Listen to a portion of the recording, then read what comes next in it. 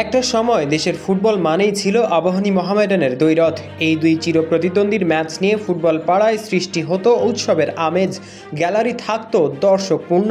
তবে সেই দিন আর নেই। মাঠের লড়াইয়ে আবাহনী টিকে থাকলেও কোথাও যেন হারিয়ে গিয়েছে মোহামেডান। 2007 সাল থেকে শুরু হওয়া বাংলাদেশ প্রিমিয়ার লিগে এখনও চ্যাম্পিয়ন হতে পারেনি মোহামেডান। শেষ 15 বছরে শিরোপা জিতেছে মাত্র 3টি, যার মধ্যে প্রায় 9 বছরের শিরোপা খরা কাটিয়ে 2023-এ জিতেছিল ফেডারেশন কাপ। এরপর আবারও সেই ছন্ন ছাড়া মোহামেডান। যদিও গত বছর লিগ এবং ফেডারেশন কাপে হয়েছিল রানার্স আপ, তবে ছুঁয়ে দেখা হয়নি শিরোপা। এবার ঐতিহ্যবাহী এই ক্লাবের সামনে সুযোগ থাকছে নিজেদের পুরনো জৌলুস ফিরিয়ে আনার।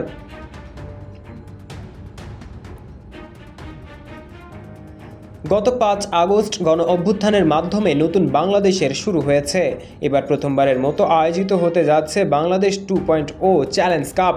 ফুটবলের এই নতুন টুর্নামেন্টও উৎসর্গ করা হচ্ছে জুলাই আগস্টের শহীদদের। নতুন বাংলাদেশের ঘরোয়া ফুটবল মৌসুমও শুরু হতে যাচ্ছে এই আসর দিয়েই, যেখানে বসুন্ধরা কিংসের বিপক্ষে শিরোপা জেতার লড়াইয়ে মাঠে নামবে মোহামেডান স্পোর্টিং ক্লাব। আর এই টুর্নামেন্টের নামকরণ থেকে সব কিছুতেই মিশে আছে জুলাই আগস্টের শহীদদের স্মৃতি। ফাইনালের ভেন্যু কিংস অ্যারেনাও সেজেছে এই শহীদদের গ্রাফিটি দিয়েই।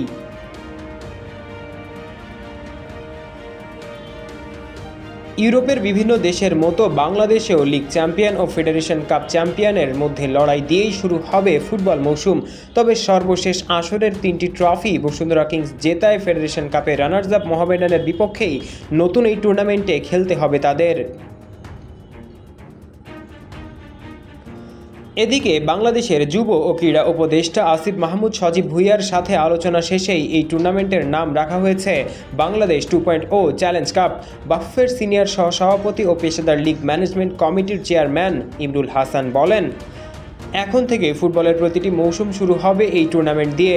আগের মৌসুমের লিগ চ্যাম্পিয়ন ও ফেডারেশনের কাপ চ্যাম্পিয়নের লড়াই দিয়েই অনুষ্ঠিত হবে এই টুর্নামেন্ট। তবে যদি দুইটি আসরেরই চ্যাম্পিয়ন একটি দলই হয়, সেক্ষেত্রে রানার্স আপকে অগ্রাধিকার দেওয়া হবে। এমন এক টুর্নামেন্টে তাই নিজেদের ফিরে পাওয়ার সুযোগ থাকছে মোহামেডানের জন্য। ঐতিহ্যবাহী এই দলের কোচ আলফাজ আহমেদ বলেন, প্রথমবারের মতো নতুন এই ফরম্যাটে খেলতে যাচ্ছি। আমরা ভালোভাবেই প্রস্তুতি নিয়েছি এই টুর্নামেন্টের জন্য। আলহামদুলিল্লাহ, খেলোয়াড়রা সবাই সুস্থ আছে। ইনশাআল্লাহ কালকে জয়ের জন্যই আমরা মাঠে নামব।